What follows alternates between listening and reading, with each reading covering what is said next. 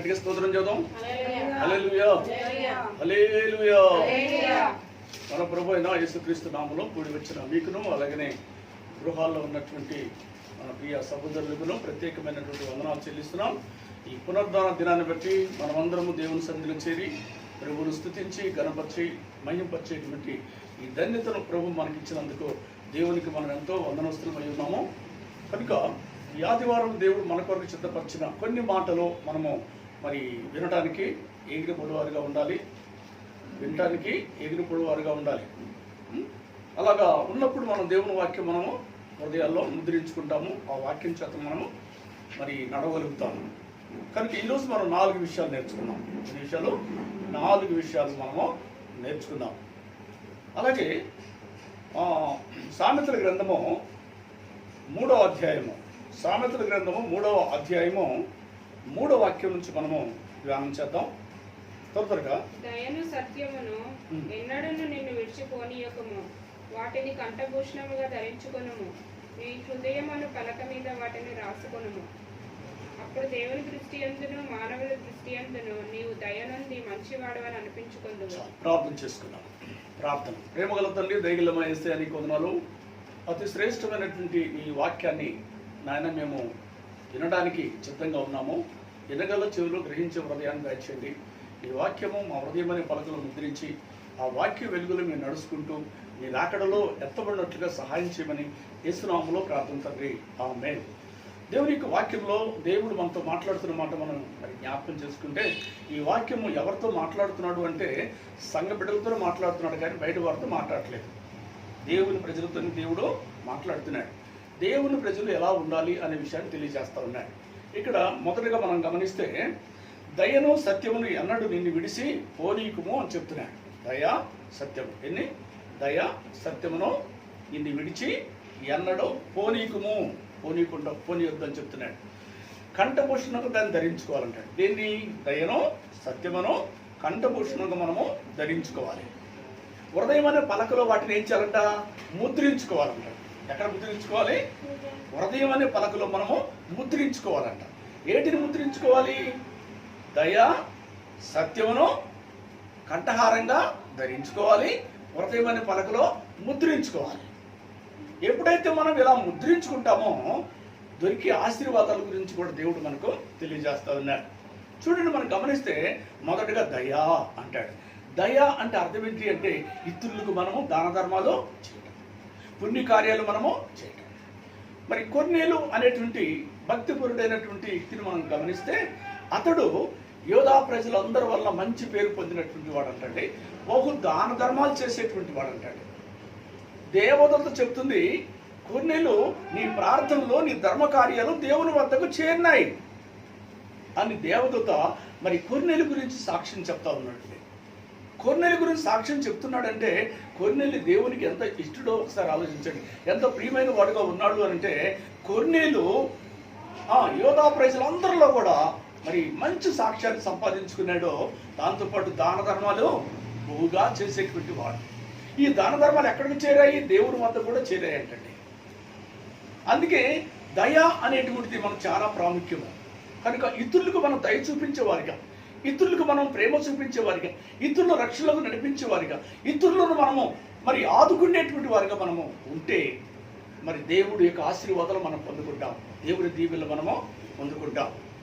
దయ ఉండాలి, రెండోది సత్యము కూడా ఉండాలి. ఏముండాలి చెప్పండి? సత్యము, సత్యము, సత్యము. ఎప్పుడు సత్యంలోనే మాట్లాడాలి, కానీ అసత్యమో మాట్లాడకూడదు, అసత్యమో మాట్లాడకూడదు. కనుక సత్యము ఎందుకు అనంటే మన డబ్బులు పోయినా కానీ మాట తప్పనటువంటి వారుగా ఉండాలండి. మాట తప్పని వారుగా ఉండాలి. మాట తప్పనటువంటి వారే సత్యములో నడిచేటువంటి వారు. దేవునికి ఎవరు ఇష్టలు అంటే సత్యములో నడిచేవారే ఇష్టలు, కానీ అబద్ధికులు దేవునికి ఇష్టలు కానే కారండి, కానే కారు. అబద్ధికులు దేవుని రాజ్యంలో ప్రవేశించలేకపోతారు. కనుక అబద్ధాలు ఆడేటువంటి వారిని చూస్తే దేవుడు వారిని ఏం చేస్తాడంటే దూరం పెడతాడు అన్నాడు. నువ్వు ఆ బిడ్డవు కాదు అని త్రోసివేస్తాడు. ఎవరిని దగ్గరికి తీసుకుంటాడంటే సత్యము కలిగిన వారిని మాత్రం దగ్గరికి తీసుకుంటాడు. అబద్ధికులు ఎవరు కూడా దేవుని రాజ్యంలో ప్రవేశించలేరు. సత్యవంతులైతే దేవుని రాజ్యంలో ఉంటారు, సత్యవంతులైతే దేవుని దీవెనలు పొందుకుంటారని. అందుకే మనం ఎప్పుడైతే దయా సత్యమునో ఎక్కడ ధరించుకోవాలి? కంఠహారంగా ధరించుకోవాలి. కంఠహారంగా ధరించుకోమని ఎందుకు చెప్తున్నాడు అని మనం గమనిస్తే, ఎందుకు చెప్తున్నాడంటే ఇతరులు చూసినప్పుడు మనకేం కనిపిస్తుంది? కంఠహారం ఉంటే అందరికి కనపడుతుంది కదా. ఆ కంఠహారం లాగా మనలో ఏం కనిపించాలి? వాళ్ళకి దయా సత్యం అనేది వాళ్ళకి కనిపిస్తూ ఉండాలంటాడు. కంఠహారం ఎలా అందరికి కనపడిద్దో అలా దయా సత్యము కూడా అందరికీ కనపడేలాగా చూసుకోండి. అందుకే అంటాడు దేవుని యొక్క వాక్యంలో ప్రసంగి గ్రంథం 7వ అధ్యాయంలో 1వ వచనంలో అంటాడు, సుగంధ తైలం కంటే మంచి పేరు మేలు అంటాడు. ఏది మేలు అంట? మంచి పేరు మేలు. మంచి పేరు అనేది మరి మనం మంచి పేరు సంపాదించుకుంటే వచ్చింది, సంపాదించుకోకపోతే రానే రాదు. కష్టపడితే వచ్చింది, కష్టపడకపోతే మనకు మంచి పేరు రాదు. మన దాన ధర్మాలు చేస్తేనే మంచి పేరు వచ్చింది, సత్యములో నడిస్తేనే మనకు మంచి పేరు వచ్చింది. మనం సత్యములో నడవకుండా దాన ధర్మాలు చేసేవారిగా ఉండకపోతే మనకు మంచి పేరు రాదు. దేవుని వాక్యం అదే చెప్తుందండి. మంచి పేరు కలిగినటువంటి వారు సుగంధ తైలం కంటే మంచి పేరు మేలు, మంచి పేరు మేలు. భక్తులందరూ కూడా మరి మంచి పేరు సంపాదించుకున్నటువంటి భక్తులు మనం అనేక మందిని చూస్తూ ఉంటాం. దేవుని గట్టిగా స్తోత్రం. హల్లెలూయా, హల్లెలూయా, హల్లెలూయా, హల్లెలూయా. కనుక దేవుని యొక్క వాక్యం చెబుతుంది, దయా సత్యమును కంఠహారంగా ధరించుకోండి, మీ హృదయమైన పలకలో వాటిని ముద్రించుకోండి. అంటే ఈ లోకంలో ఉన్నంత వరకు మన హృదయంలో ఏముండాలి చెప్పండి? దయ ఉండాలి. రెండవది సత్యం ఉండాలి. దయ చాలా మంచిదంటే దయ.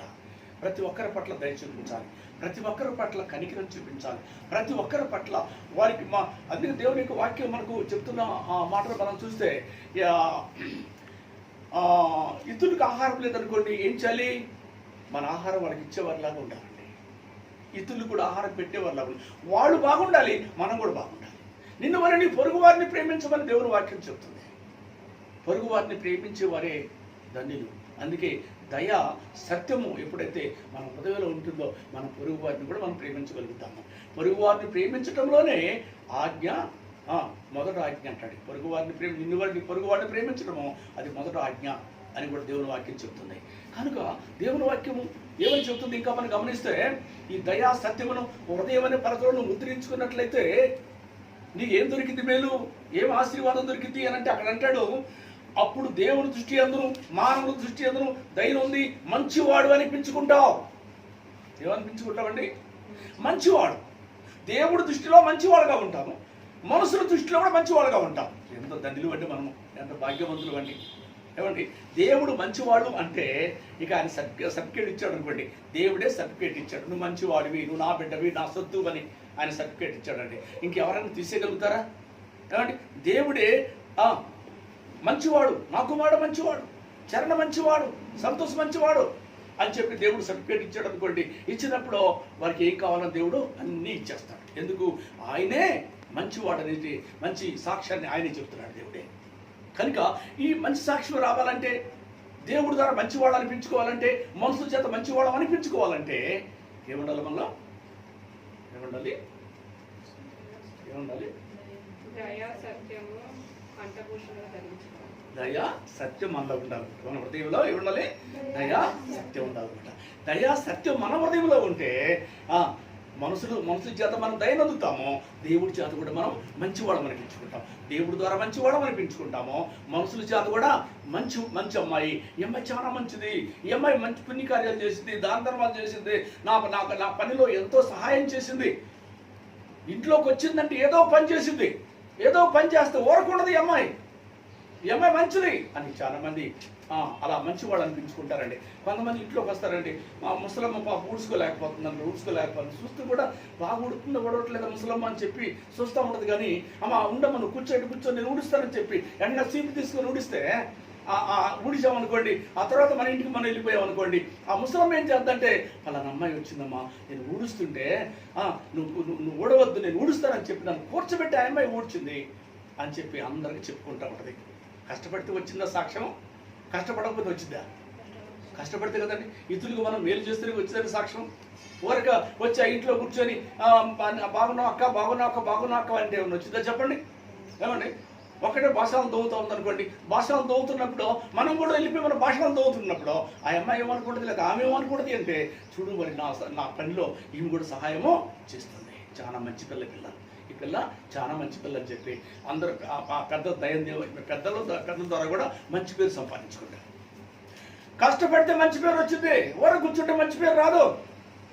కొంతమంది చూడండి, ఇంట్లో కూర్చొని కూడా కనీసము సీపురు కూడా ఇటు అటు వేయరండి, సీపురు కూడా అటు ఇటు వేయరు, ఎవరు వచ్చి ఊడుస్తారులే అనుకుంటూ ఉంటారు. అలా ఉంటే మంచి పేరు వచ్చిందా? ఏం పేరు వచ్చింది? చెడ్డ పేరు వచ్చింది. ఈ మంచం మీద నుంచి దిగదు ఈమె కనీసం ఇల్లు కూడా ముడుచుకోలేదు, ఈమె కనీసం బట్టలు కూడా ఉతుక్కోలేదు, ఆమె పని ఆమె చేసుకోలేదు అనేటువంటి ఒక చెడ్డ సాక్ష్యం వచ్చింది కానీ మంచి సాక్ష్యము రాదండి. కనుక ఒక మంచి సాక్ష్యం రావాలి అని అంటే ఏం కలిగి ఉండాలి? మనం దయగలిగిన మనసు రావాలి, ఇతరుల పట్ల దయ చూపించమనిగా.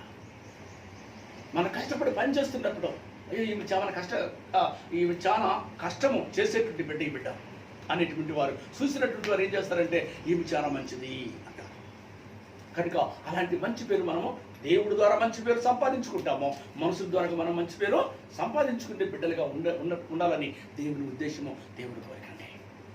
ఈ దేవుడి ద్వారా మనుషుల ద్వారాగా మంచి సాక్ష్యం మనకు రావాలి అని అంటే మనం ఏం కలిగి ఉండాలంటే దయ, సత్యం అనేది ఈ రెండు కూడా మన హృదయంలో మన కంఠహారంగా ఇతరులు మనం చూసినప్పుడు ఈమె చాలా దయగలిగింది, సత్యములో మాట్లాడింది, అసత్యం మాట్లాడదు అనే సాక్ష్యాన్ని మనం కలిగి ఉంటాం. దేవుని గట్టిగా స్తోత్రం చేద్దాం. హల్లెలూయా. కనుక పిల్లలు మనం గమనిస్తే ఈ మొదటి సబ్జెక్టు ఏం చెప్తున్నాడంటే దయ, సత్యాన్ని నీ హృదయంలో పలకలో ముద్రించుకోండి, నీ కంఠహారంగా ధరించుకోండి. అలా చేస్తున్నప్పుడు దేవుని దయందును మనుషుల దయందును మీరు వర్ధిల్లుతారు, బహుగా ఆశీర్వదించబడతారని దేవుని వాక్యం మొదటగా చెప్తుంది. మొదటి సబ్జెక్టు. రెండో సబ్జెక్టులకు మనం వచ్చినట్లయితే 5వ వచనం చూడండి. 5వ వచనం అంటాడు, రెండో సబ్జెక్ట్, నీ స్వబుద్ధిని ఆధారం చేసుకొనక నీ పూర్ణ హృదయముతో యెహోవా యందు నమ్మిక ఉంచుము. నీ ప్రవర్తన అంతటి యందు ఆయన అధికారములకు ఒప్పుకొనుము. అప్పుడు ఆయన నీ త్రోవలను సరళం చేయను. దేవుని గట్టిగా స్తోత్రం. హల్లెలూయా. హల్లెలూయా. దేవునికి వాక్యంలో రెండో సబ్జెక్ట్ ఏం చెప్తున్నాడంటే, నీ స్వబుద్ధిని ఆధారం చేసుకోనక, నీ స్వబుద్ధిని ఆధారం చేసుకోవద్దు, నీ సొంత బుద్ధిని ఆధారం చేసుకోక యెహోవా యందు ఏముంచాలి? నమ్మకం ఉంచో. నీ సొంత బుద్ధిని ఆధారం చేసుకోవద్దు, నీ సొంత ఆలోచనలు చొప్పున సొంత తలంపులను బట్టి నీ ఇష్ట ప్రకారం నడుచుకోవద్దు. దేవుని మీద నమ్మకం ఉంచు, దేవుని చిత్తానికి లోపడు, దేవుని ఉద్దేశానికి లోపడు, దేవుడు ఏం చేసినా నాకు సంతోషం అని ఆయన ఇష్టానికి మనం లోపడాలంటాడు. దావీదు అంటాడు, దేవా నీ చిత్తము చేయటం నాకు సంతోషము అని కీర్తనల గ్రంథం 40వ అధ్యాయం 8వ వచనంలో అంటాడు, దేవా నీ చిత్తం చేయుట నాకు సంతోషం ప్రభు అంటాడు. ఎవరి చిత్తం చేయడం సంతోషం అంటే దావీదుకి? దేవుని చిత్తం చేయుటే దావీదుకి సంతోషము అని చెప్తున్నాడు. కనుక మనము కూడా మరి మన సొంత బుద్ధిని ఆధారం చేసుకోక దేవుని చిత్తం చేయుటే నాకు సంతోషము, దేవుని సంతోష పెట్టడమే నాకు సంతోషము, దేవుని ఆనందపరచడానికి ఈ భూలోకంలో నేను ఉన్నాను. నేను ఎవరిని అంటే నేను దేవుని బిడ్డను, ఆయన స్వరూపమందు ఆయన పోలి చొప్పున దేవుడు నన్ను పుట్టించాడు, ఆయన జీవాత్మ నేను కలిగి ఉన్నాను. ఈ లోకంలో నేను కిరాయికి ఉంటున్నాను, పరదేశిని, యాత్రికున్నై ఉన్నాను. నేను ఇంతలో ఉంటాను, అంతలో మాయమైపోతాను. నేను ఏ పాటి వాడును? ఓటికుండ లాంటి వాడను, ఓటికుంట లాంటి దాన్నని మనం గుర్తెరగాలని దేవుడు చెప్తున్నాడండి. నీ సొంత బుద్ధిని ఆధారం చేసుకోవద్దు, ఎందుకంటే నీ సొంత బుద్ధి నిన్ను శ్రమల పాలు చేస్తుంది, నీ సొంత బుద్ధి నీకు నష్టాన్ని తీసుకొచ్చి పెట్టింది, నీ సొంత బుద్ధి నిన్ను తలగా ఉండాల్సిన బిడ్డను తోకగా చేసింది, పైదానిగా ఉండాల్సిన బిడ్డను కిందానిగా చేసింది. కనుక నీ సొంత బుద్ధి కాకుండా దేవుని మీద ఆధారపడు, నమ్మకం ఉంచు, ఆయన మీద నమ్మకం ఉంచి ఆయన మాట చొప్పున నడిచినట్లయితే దేవుడు తప్పక ఆయనకి నువ్వు ప్రియమైన బిడ్డగా ఉంటావు, ఇష్టమైన బిడ్డగా ఉంటావు. అందుకే ఆయన అంటాడు, నీ స్వబుద్ధిని ఆధారం చేసుకొనిక యెహోవా యందు నమ్మిక ఉంచు. ఎవరెందు నమ్మిక ఉంచాలి? యేసయ్య యందు నమ్మిక ఉంచాలి. నమ్ముట నీ వలన అయితే నమ్మువానికి సమస్తం దొరుకుతాయి అండి. ఎందుకంటే మన సొంత బుద్ధిని నమ్మితే ఏమి దొరకవు మనకి. అదే యేసయ్య మీద నమ్మకం పెట్టుకుంటే, యేసయ్యను నమ్మితే మనకి ఏది కావాలంటే అది తప్పకుండా దొరికింది అంటాడు. నమ్ముట నీ వలన అయితే నమ్మువానికి సమస్తము సాధ్యమని దేవుని వాక్యం చెప్తుంది. అలాగే మార్తా అక్కడ అంటాడు, మార్తా అని చెప్తూ ఆయన అంటాడు, నువ్వు నమ్మిన వెడల దేవుని మహిమను చూస్తావు అన్నాడు. నువ్వు నమ్మితే దేవుని మహిమను చూస్తావు అంటే నీ తమ్ముడు బ్రతుకుతాడని నువ్వు నమ్మినట్లయితే తప్పకుండా నీ తమ్ముడు బ్రతుకుతాడు, నువ్వు చూస్తావు అని చెప్పి యేసు ప్రభు మార్తను గద్దించాడు. మార్తను గద్దించినట్టుగా మనం చూస్తున్నాం. దేవుని గట్టిగా స్తోత్రం, హల్లెలూయా. అందుకే దేవుని వాక్యం చెప్తుంది, యెహోవా యందు మనం ఏం కలిగి ఉండాలి? నమ్మకం ఉంచాలండి. ఎందుకు నమ్మకం ఉంచాలి? ఆయన మీద.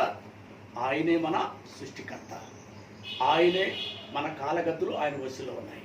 సంపువాడు ఆయనే, బ్రతికించదు ఆయనే కనుక, మన కోసం తన ప్రాణమే ఇచ్చిన వాడు కనుక, తన రక్తం అందించి మనం కొనుక్కున్నటువంటి దేవుడు కనుక, ఆయన మన పాపాలు క్షమిస్తాడు కనుక, మన నీతిమంతులుగా మారుస్తాడు కనుక, ఈ లోకం వదిలిపెట్టినాక తన రాజ్యంలో ప్రభు మనల్ని చేర్చుకుంటాడు కనుక, అందుకే ఆయన మీద మనం నమ్మకము. అదే ఆయన మీద నమ్మకం ఉంచకుండా మన సొంత బుద్ధి ఆధారం చేసుకొని ఈ లోకంలో మనం నడిచినట్లయితే, మన సొంత బుద్ధి ఆధారం చేసుకుని నడిచినట్లయితే మనం సాతాను చేతిలోకి వెళ్తాము, సాతాను చేత నడిపించబడతాము. ఒకరోజు మనం ఈ లోకాన్ని వదిలిపెడితే సాతాను రాజ్యానికి వెళ్ళిపోతాం. కనుక అందుకే దేవుని వాక్యం చెప్తుంది, యెహోవాయందు నమ్మిక ఉంచుడి అని చెప్తున్నాడు. అయితే యెహోవాయందు నమ్మిక ఉంచుడు ద్వారా ఏం దొరికిందంటే, నీ మార్గాలు నేను సరళం చేస్తాను. ఏం చేస్తాడంట? నీ మార్గాలు నేను సరళం చేస్తాను, నీ త్రోవలు సరళం చేస్తాను. నీ త్రోవల్లో ఏ రాయి అడ్డు లేకుండా, నీ మార్గంలో ఏ విధమైనటువంటి దుష్టుడు అడ్డుపడకుండా ఆ అడ్డులన్నీ తొలగించేస్తాను. అడ్డులను తొలగించి నేను చక్కగా నడిపించేస్తాను. నీ మార్గంలోకి ఏ దుష్టుడు రాకుండా, ఏ కరోనా నిన్ను హాని చేయకుండా, ఏ విధమైనటువంటి అడ్డు రాకుండా అది నిన్ను తొలగించేస్తాను. దేవుడికి గట్టిగా స్తోత్రం, హల్లెలూయా. మార్గాలు సరళం చేసే దేవుడిగా మనకున్నాడంటే, అంటే మనం యెహోవాపై నమ్మకం పెట్టుకున్నప్పుడు దేవుడు ఏం చేస్తాడంటే, ఇప్పుడు మన మార్గానికి ఎవరు అడ్డు వచ్చారు చెప్పండి? మన మార్గానికి ఎవరు అడ్డు వచ్చారు? కరోనా అడ్డు వచ్చిందండి. కరోనా మన మార్గానికి అడ్డు వచ్చింది. బయటికి ఎలా లేకపోతున్నాం, బజార్లో తిరగలేని పరిస్థితిగా ఉంటున్నాం. కనుక అందుకే దేవుడు అంటాడు, యెహోవా నమ్మిక ఉంచు. ఒకరోజు ఆయన ఏం చేస్తాడంట? మార్గము సరళం చేస్తాడు. ఓ చక్కగా ఫ్రీగా తిరగండి, ఓ హ్యాపీగా తిరగండి అని చెప్పి ఆయన ఏం చేస్తాడో ఆ బంధకంలో నుంచి విడిపించి చక్కగా అడ్డు తొలగించేసి, మన మార్గానికి అడ్డు తొలగించి చక్కగా స్వేచ్ఛగా నడిచేలాగా దేవుడు కార్యము చేయబోతున్న దేవుడిగా మనకున్నాడు. దేవుడి గట్టిగా స్తోత్రం, హల్లెలూయా. అందుకేనండి మనం గమనించిన షడ్రక్ మేషక్ అబేద్నెగో కూడా నమ్మారు, ప్రార్థన చేశారు కనుక ప్రార్థన చేయడం ద్వారా అగ్నిగుండాన్ని కూడా ఏసీగా మార్చేశాడు. అగ్నిగుండంలో పడేస్తే అగ్నిగుండంలో నుంచి వాళ్ళు ఏసీలో తిరిగారు. ఆ తర్వాత వాళ్ళు బయటకు వచ్చేసారు. వాళ్ళ ఇంట్లో కూడా కాలిపోలేదండి. ఆ విధంగా దేవుడు కాపాడాడు. దానియేలు నమ్మాడు, ప్రార్థన చేశాడో, సింహాల బోన్లో పడవేయబడ్డాడో, ఆయన సింహాలు ఏ హాని చేయలేదో, సింహాల యొక్క నోట్లో నుంచి దానియేలు విడిపించబడ్డాడు. అతను స్వేచ్ఛగా ఉన్నాడు. ఎంత అద్భుతం చూడండి. నమ్మకం ఎప్పుడైతే మనం ఉంచుతామో దేవుడు ఏం చేస్తాడంటే, మనం సింహాల బోన్లో పడవేసినా కానీ ప్రభు మనల్ని కాపాడతాడు. అగ్నిగుండలు వేసినా కానీ ప్రభు మనల్ని కాపాడతాడు. కరోనా వైరస్ వచ్చినా కూడా దానిలోంచి మనల్ని కాపాడి ఒకరోజు మన మార్గాన్ని ఏం చేస్తాడు? సరళమో చేస్తాడు. దేవునికి గట్టిగా స్తోత్రం, హల్లెలూయా. అలాంటి గొప్ప దేవుణ్ణి మనం కలిగి ఉన్నాము అని దేవుని యొక్క వాక్యం మనకు తేటగా తెలియజేస్తా ఉంది. కనుక పిల్లరా, మన మార్గాన్ని ఏం చేస్తాడంటే ఆయన సరళము. ఏం ఆధారం చేసుకోకూడదు? మన బుద్ధిని ఆధారం చేసుకోకూడదు. ఏం ఆధారం చేసుకోకూడదు? మన బుద్ధిని ఆధారం చేసుకోకుండా యెహోవా యందు నమ్మిక ఉంచినట్లయితే మనకేం దొరికింది? మన మార్గాలు సరళము, మన త్రోవలు సరళము చేస్తాడు. మనకి ఏది కావాలంటే అది సరళం చేసి మనకు సమృద్ధిగా దేవుడు దయచేసి దేవుడుగా ఉన్నాడు. తర్వాత మరొక మాట, మూడోదిగా మనం చూద్దాం. 2 అయిపోయినాయండి. మూడోది మనం చూద్దాము. 7వ వచనం చదవండి. నేను జ్ఞానిని కదా అని నీవు అనుకొనవద్దు. యెహోవా యందు భయభక్తులు కలిగి చెడుతనమును విడిచిపెట్టుము. అప్పుడు నీ దేహమునకు ఆరోగ్యమును, నీ ఎముకలకు సత్తువును కలుగును. దేవునికి గట్టిగా స్తోత్రం, హల్లెలూయా. ఇక్కడ దేవుని యొక్క వాక్యంలో మూడో సబ్జెక్ట్ ఏం చెప్తున్నాడు అని అంటే, ఇక్కడ దేవుని యొక్క వాక్యం 3వ సబ్జెక్టు ఆయన చెప్తున్నమాట, నేను జ్ఞానిని కదా అని నీవు అనుకోనవద్దు. యెహోవా యందు భయభక్తులు కలిగి చెడుతనాన్ని విడిచిపెట్టు. ఏం చేయాలి చెప్పండి? చెడుతనాన్ని విడిచిపెట్టు. చెడుని ఏం చేయాలంటే మనము విడిచిపెట్టాలంటాడు. మొదటగా భయం ఉండాలి, రెండోది ఏముండాలి? భక్తి ఉండాలి. భయం ఉండాలి, భక్తి ఉండాలి. వింటున్నారా? భయం ఉండాలి, రెండోది భక్తి ఉండాలి. అంటే ముందు చక్రం ఉండాలి, వెనక చక్రం ఉంటేనే చక్కగా ముందుకి బైక్ పోతుందండి, సైకిల్ అయినా వెళ్ళగలిగింది. అలాగే భయం ఉండాలి, రెండోది భక్తి ఉండాలి. ఈ రెండు ఉంటేనే సరిపోదు, కానీ చెడు ఏదైనా ఉంటే తీసి బయట పారవేయాలి. మన చేతులు ఏదైనా చెడు ఉందనుకోండి, ఏదైనా పాపం ఉందనుకోండి, ఏం చేయాలి? మాకు వద్దని పడేయాలి, ఇది నిషిద్ధం అని పడేసుకోవాలి. ఎప్పుడైతే మనం చెడును పడేస్తామో, పాపాన్ని పడేస్తాం, అక్రమాన్ని పడేస్తాం, దుర్నీతి పడేస్తాం, అబద్ధాలు పడేస్తాం అనుకోండి, బూతు మాటలు పడేస్తాం అనుకోండి, ఎప్పుడైతే మనము మనలో ఏదైనా చెడు ఉంటే, ఏదైనా ఉంటే దాన్ని తీసి ప్రభా ఇది నా పొద్దు ప్రభా అని చెప్పి దాన్ని తీసి బయట పడేసినప్పుడు దేవుడు నిన్ను మెచ్చుతాడు, నచ్చుతాడు. నచ్చిన దేవుడు, మెచ్చిన దేవుడు ఏం చేస్తాడంటే నీ ఎముకలకు సత్తువను నీ దేహానికి ఆరోగ్యాన్ని కలపజేస్తాడు అంటాడు. ఏమిస్తాడు నీకు? ఎముకలకు సత్తువ, నీ దేహానికి ఆరోగ్యముని కలగజేస్తాడు. నీ దేహం ఆరోగ్యం లేదేమో, నీ శరీరంలో ఆరోగ్యం లేదేమో, నీ శరీరంలో నెమ్మది లేదేమో, నీ శరీరంలో రకరకాల సమస్యలతో ఉన్నదేమో, రోగాలతో ఉన్నదేమో. దేవుడు అంటాడు నీ శరీరానికి నేను ఆరోగ్యాన్ని కలగజేస్తాను, నీ శరీరంలో రోగాల్లో చిడిపిస్తాను. నువ్వు రోగాల్లో చిడిపించబడాలి అని అంటే నువ్వు నా యందు భయభక్తులు కలిగి ఉండు. నీళ్ళు ఏదైనా చెడుతనం ఉందో చూసుకో, ఆ చెడుతనం తీసి బయటపడాయి. బయట పడేసిన తర్వాత ప్రార్థన చేయి.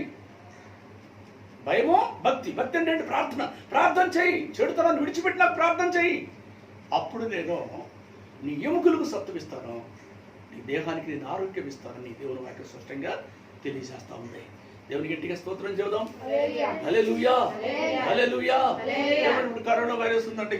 ఈ కరోనా వైరస్ ఉంది కనుక చేతులు బాగానే కడుక్కుంటారు. చేతులు కడుక్కోండి, శానిటైజర్ పెట్టి చేతులు కడుక్కోండి, సబ్బు పెట్టి చేతులు కడుక్కోండి అని మాటికి కడుక్కోండి, మాటికి కడుక్కోండి అని చెప్పి మరి ప్రభుత్వం వారు చెప్తున్నారు, మరి అధికారులు చెప్తున్నారు. ప్రతి ఒక్కరు కూడా ఇళ్లలో కూడా ప్రతి ఒక్కరు కూడా వాళ్ళ మమ్మీ డాడీ కూడా చెప్తూ ఉంటుంది, పిల్లలకు కానీ పెద్దవాళ్ళకి కానీ. ఆ ఇంట్లో పెద్దలందరూ కూడా చెప్తారు, మాటికి చేయగడుక్కుంటారా, అరే శానిటైజర్ చేసుకోండి, సబ్బు పెట్టి కడుక్కోండి అని చెప్తా ఉంటారు. కానీ అరే నీ హృదయాన్ని కడుక్కోరా, నీ హృదయంలో పాపం తీసి బయట పడేయరా, హృదయంలో ఉన్న పాపాన్ని తీసి బయటపడి నీ హృదయాన్ని కడుక్కో, నీ హృదయాన్ని శుద్ధి చేసుకో, నీ హృదయాన్ని పవిత్రపరచుకో. అప్పుడు ఏ కరోనా రాకుండా ఉంటుంది. కరోనా వచ్చినా కూడా నేను బాగు చేస్తాడురా. నీ హృదయాన్ని కడుక్కొని నీ హృదయంలో చెడుని తీసేసి నీ హృదయాన్ని కడుక్కుంటే, యేసయ్య వాక్యం చేత కడుక్కుంటే, యేసు రక్తంతో కడుక్కుంటే ఆయన ఏం చేస్తాడు? నీ దేహానికి ఆరోగ్యం ఇస్తాడో, ఎముకలకు సత్వం ఇస్తాడో. కనుక చేతులు కడుక్కుంటే ఏ ప్రయోజనం ఉందిరా? చేతులు కడుక్కుంటే అసలు నా హృదయం కడుక్కో. ముందు హృదయం కడగాలి. లోకమంతా మనం చూస్తున్నామండి, లోకమంతా మనం చూస్తున్నాం. అనేక మంది కరోనా వైరస్ చేత మరి వైరస్ వచ్చిన వాళ్ళు ఉన్నారు, మరి రానోళ్ళు కూడా భయపడుతున్నటువంటి వారికి మనం చూస్తున్నాం. రానోళ్ళు జాగ్రత్తలు తీసుకుంటున్నారు. ఏం జాగ్రత్తలు అంటే కరోనా వైరస్ రాకుండా ఉండినట్లుగా చేతులు కడుక్కుంటున్నారు. వాళ్ళు చేతులు కడుక్కుంటున్నారు, కానీ హృదయాన్ని మాత్రము కడగలేకపోతున్నారు. హృదయంలో ఉన్నటువంటి పాపాన్ని తీసి బయట పారవేసుకోకుండా పైన చేతులు కడిగేసుకుంటున్నారు, కానీ హృదయంలో ఉన్న పాపాన్ని మాత్రం తీసేసుకోలేకపోతున్నారు. అందుకే ఏం చేస్తుంది? నువ్వు ఎంత చేతులు కడుక్కున్నా ఎవరితో ఒకరితోగా వైరస్ వస్తూనే ఉంటుందండి. కానీ ఎప్పుడైతే దేవుడు ఏం చెప్తున్నాడు అంటే నీ హృదయంలో ఉన్నటువంటి ద్వేషాలు, కలహాలు, మత్సరాలు, క్రోధములు, యమతములు, మతతులు, అల్లరులు, దేవదోషులుగా ఆవుభావము, గర్వం అనేటువంటి ఇవన్నీ చెడు కనుక, పాపం కనుక ఈ మురికంతా తీసేయించారు, బయట పారవేసుకుంటే అప్పుడు కరోనా వైరస్ నుంచి దేవుడిని నిడిపిస్తాడు. కరోనా వైరస్ రాకుండా ప్రభు కాపాడతాడు. ముందు ఏమి కడుక్కోవాలి అంటే హృదయాన్ని కడుక్కోవాలండి. మన తలంపులు కడుక్కోవాలి. మన తలంపులు చెడిపోయాయి, మన ఆలోచనలు చెడిపోయాయి, మన ఊహలు చెడిపోయి ఉన్నాయి. ఎందుకంటే మనం చూసిన ప్రతి దాన్ని కూడా కోరుకుంటున్నటువంటి లోకం చెడును కోరుకుంటుంది, పాపాన్ని కోరుకుంటుంది, అక్రమాన్ని కోరుకుంటుంది. అందుకే ఏం చేయాలి అంటే మన తలంపులు, ఆలోచనలు, ఊహలు, ఆలాపలన్నీ కూడా ఏం చేయాలి? కడగాలి. మన హృదయాన్ని కడగాలి. కానీ చేతులు కడుక్కోవటం కాదు, కానీ ముఖ్యమైనది, ప్రాముఖ్యమైనది ఏంటంటే ముందు నీ హృదయంలో ఉన్న ఆ చెడును తీసి బయట పారేసి నీ హృదయాన్ని కడుక్కోమని దేవుడు తెలియజేస్తూ ఉన్నాడు. అలాగే ఎప్పుడైతే నువ్వు కడుక్కుంటావో ఆయన ఏం చేస్తాడంటే నీ దేహానికి ఆరోగ్యమును కలగజేస్తాడు. నీ దేహం ఈ కరోనా వైరస్ రాకుండా కాపాడతాడు. ఒకవేళ వచ్చినప్పుడైనా కానీ నువ్వు పశ్చాత్తాపం పడి ప్రభువా నన్ను క్షమించయ్యా, ఇదిగో నేను తీసివేసుకుంటున్నాను, నా చెడుతనం తీసి బయటపడేసుకుంటున్నాను ప్రభు అని చెప్పి నీ చెడుతనం తీసి బయటపడేయి, నీ హృదయాన్ని ప్రభువా నీ రక్తంతో నన్ను కడుగయ్యా, నన్ను శుద్ధి చేయాలి అని నువ్వు కడుక్కో, పశ్చాత్తాపడు, విరిగిన హృదయంతో ప్రభు కొరకు ఆశగా ఎదుగు చూడో, దేవుడు తప్పక నీ దేహానికి ఆరోగ్యమును, నీ ఎముకలకు సత్తువునిచ్చి ఆయన నిన్ను స్వస్థపరిచి ఈ కరోనా వ్యాధుల నుంచి దేవుడు నిన్ను విడిపించడానికి సమర్థుడు, రాకుండా కాపాడటానికి కూడా సమర్థుడని దేవుడు మన దేవుడు. దేవుడికి గట్టిగా స్తోత్రం, హల్లెలూయా. అందుకే ఏం కలిగి ఉండాలి చెప్పండి? మొదటగా దేవుడిని భయభక్తులు ఉండాలి, రెండోది చెడుతనాన్ని తీసి బయట పారేసుకొని ఏం చేయాలి? మనం కడుక్కోవాలండి, మన హృదయాన్ని కడుక్కోవాలి. అప్పుడు ఏమిస్తాడంట? ఎముకలకు సత్తువిస్తాడో, ఎముకలకు సత్తువిస్తాడో, మన దేహానికి ఆరోగ్యము కలగజేసే దేవుడిగా మనకుంటా. దేవుడికి గట్టిగా స్తోత్రం చేద్దాం, హల్లెలూయా. నాలుగోదిగా మనం గమనిస్తే చూడండి, నాలుగోదిగా 9వ వచనం చూడండి, నాలుగోదిగా 9వ అంతటిలో ప్రథమ ఫలమును నీ ఆస్తిలో భాగము ఇచ్చి యెహోవాను గణపరచుము, అప్పుడు నీ కోట్లలో ధాన్యము సమృద్ధిగా నుండును.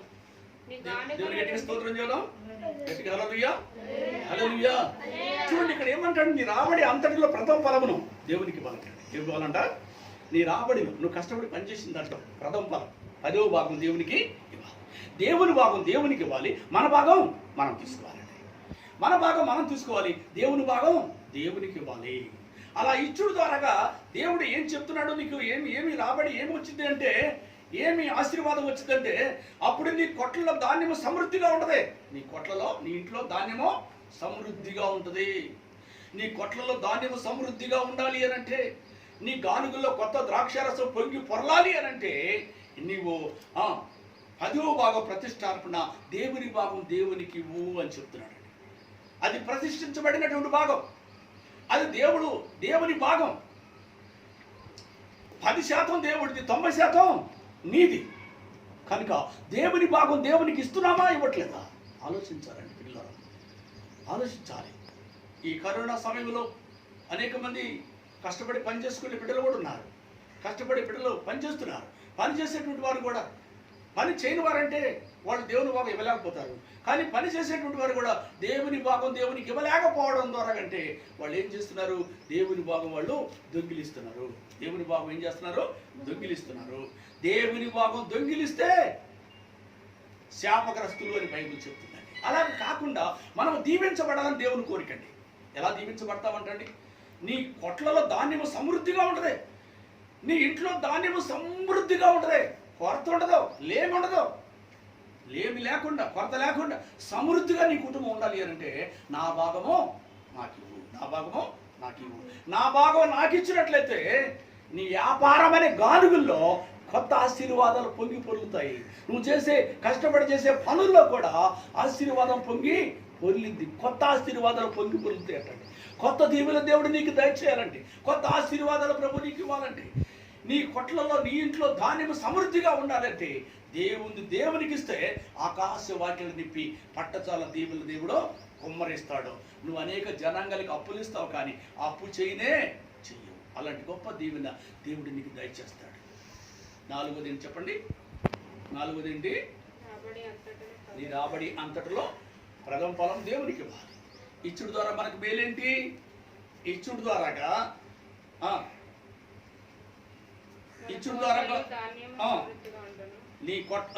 నీ కొట్లలో ధాన్యం సమృద్ధిగా ఉండను, నీ గానుగుల్లో కొత్త ద్రాక్షారసం పొంగి పొర్లును అని చెప్తున్నాడు. 2 ఆశీర్వాదాలండి, చక్కటి ఆశీర్వాదాలని మనం చెప్తున్నాడు. నీ కొట్లలో ధాన్యం సమృద్ధిగా ఉండాలి అని అంటే, నీ గానుగుల్లో కొత్త ద్రాక్షారసం, కొత్త ఆశీర్వాదాలు, కొత్త దీవెనలు పొంగి పొరలాలి అని అంటే, నీ రాబడి అంతటిలో ప్రథమ ఫలం దేవుని భాగం దేవునికి ఇవ్వు. ఇచ్చినను శోధించు, అప్పుడు నేను ఆకాశ వాకిలి నిప్పి పట్టచాల దీవెనలు కుమ్మరిస్తానని సైన్యములు గతిపదని యెహోవా సెలవిస్తున్నాడని దేవుని వాక్యము మాలాకి 3:8 చెప్తున్నాడండి. దేవుని గట్టిగా స్తోత్రం, హల్లెలూయా. ఏమండి మొదటి అంశం ఏమని చెప్పండి? మొదటి అంశం ఏంటి? దయ సత్యము. దయను సత్యమును కంఠహారంగా ధరించుకోవాలి, హృదయమైన పలకలో ముద్రించుకోవాలి. అలా ముద్రించుకుంటే ఏం ఆశీర్వాదాలు దొరుకుతాయి? దేవుని దృష్టి అందును మానవుల దృష్టి అందును దయనుంది మంచి వాళ్ళమని పెంచుకుంటాం. మొదటగా దయనొందుతాము, తర్వాత మంచి వాళ్ళం అనిపించుకుంటాం. మంచి వాళ్ళగా దేవుడే మంచి వాళ్ళని సర్టిఫికేట్ చేస్తున్నాడు. అలాగే మనుషులు కూడా ఇతర మంచివాడు అని సర్టిఫికేట్ చేస్తాడు. అలా చేయాలంటే ఏం చేయాలి? మనము దయా సత్యాన్ని రెండింటిని మన హృదయంలో దాచుకొని కంఠహారంగా ధరించుకుంటే వారిగా ఉండాలని చెప్తున్నాడు. రెండవదిగా మనం చూస్తే ఈ సబుద్ధిని ఆధారము చేసుకొనక యెహోవా యందు భయభక్తులు కలిగి యెహోవా యందు నమ్మిక ఉంచమంటున్నాడు. ఏం కలిగి ఉండాలంట? నమ్మిక ఉండాలంటాడు. నమ్మిక ఉండాలి. నీ సొంత బుద్ధి మీద నమ్మిక కాదు, కానీ యెహోవా యందు నమ్మకం ఉంచుము. అప్పుడు నీ త్రోవలో సరళమవుతాయి. నీ త్రోవలో సరళం చేస్తాడు, నీ మార్గాలు సరళం చేస్తాడు అని చెప్తున్నాడు. రెండోదిగా. మూడోదిగా మనము గమనిస్తే మూడోది ఏం చెప్తున్నాడు? నేను జ్ఞానిని కదా అని నీవు అనుకోనవద్దు. యెహోవా యందు భయభక్తులు కలిగి చెడుతనాన్ని విడిచిపెట్టు. ఈ దేవుని యందు భయభక్తులు కలిగి ఉండి చెడుతనాన్ని వదిలిపెట్టు. ఏదైనా చెడుతనం ఉందేమో ఒకసారి ఆలోచించేయి. చెడుతనం ఉంటే దేవుడి దగ్గర చోటు లేదు. చెడుతనం ఉంటే చెడుతనం కలిగిన వాళ్ళకి పరలోకంలో చోటు దొరకదు. చెడుతనం కలిగిన వారికి ఆశీర్వాదం దొరకవు. చెడుతనం కలిగిన వాళ్ళకి స్వస్థతలు రావు. అందుకే ఆయన అంటాడు, చెడుతనాన్ని విడిచిపెట్టుమో, అప్పుడు నీ ఎముకలకు సత్తువా, నీ దేహానికి ఆరోగ్యం ఇస్తానని చెప్తున్నాడు. తర్వాత నాలుగోదిగా అంటాడు ఆయన, నీ రాబడి అంతట్లో కూడా ప్రథమ ఫలాన్ని ఇచ్చి. నీ రాబడి అంతట్లో ప్రథమ ఫలాన్ని ఇచ్చినట్లయితే అప్పుడు నీ కొట్లలో ధాన్యం సమృద్ధిగా ఉంటుంది. నీ కొట్ల ధాన్యము సమృద్ధిగా ఉంటుంది. నీ కానుగల్లో కొత్త ద్రాక్షరసము పొంగి పొర్లెలాగా దేవుడు దీవిస్తానని చెప్తున్నాడు. పొంగి పొర్లెలాగా ఆశీర్వదిస్తానని దేవుడు వాగ్దానం చేస్తున్నాడు. కనుక పిల్లరా, మనం దయనుంది మరి మనుషుల దయందును దేవుడు దయందును వర్ధిల్లుతూ మంచివాళ్ళం అనిపించుకోవాలని ఆశీర్వాదం పొందాలంటే దయా సత్యం మనం కలిగినటువంటి వారిగా ఉండాలి. అలా ఈ 4 అంశాలని ఇంటికి వెళ్ళిన తర్వాత కూడా ఆలోచించేయండి. ఒకసారి ఆ 4 అంశాల ప్రకారంగా మనం నడిచినట్లయితే మనకి ఎన్ని దీవులండి. దేవుడు దయందును మనుషుల దయందును వర్ధిల్లుతాం, మంచివాళ్ళం అనిపించుకుంటాము. మన మార్గాలు సరళం చేస్తారని వాగ్దానం చేస్తున్నట్టు ఆశీర్వాదం ఇస్తారని చెప్తున్నాడు.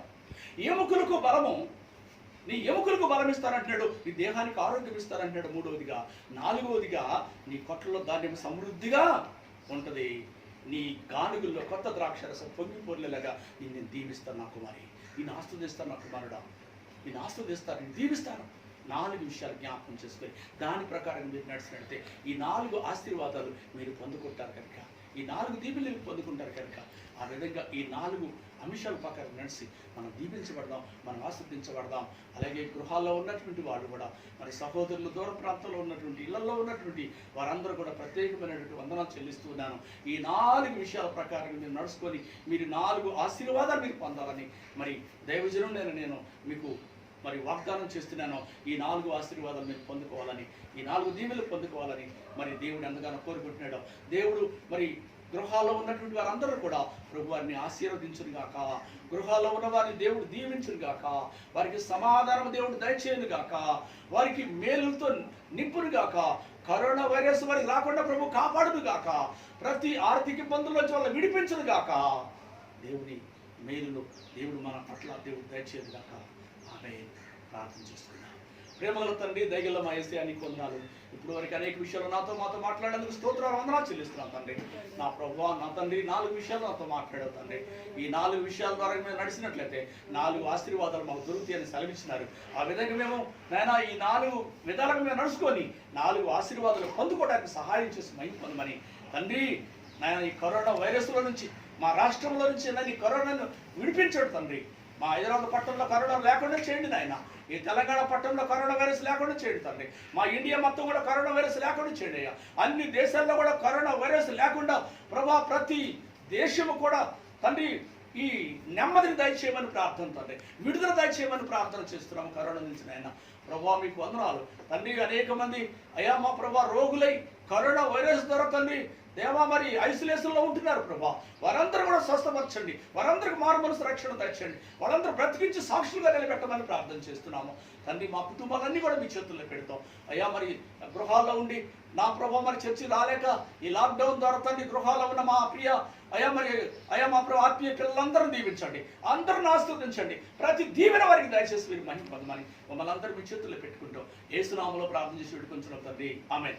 మన తండ్రి అయిన దేవుని యొక్క ప్రేమ, కుమారుడు కృప, పరిశుద్ధాత్మ యొక్క అనన్య సావాసము ఇప్పుడు ఎల్లప్పుడు సదాకాలం సకల పరిశుద్ధులకు కూడిన మనందరికీ దేవుని ఆత్మ నిత్యం తోడై ఉంది బలపరిచి, ఆదరించి, ఆశీర్వదించి, లాక్డౌన్ నుంచి, కరోనా వైరస్ నుంచి దేవుడు విడిపించి నెమ్మదిని దయచేయును గాక.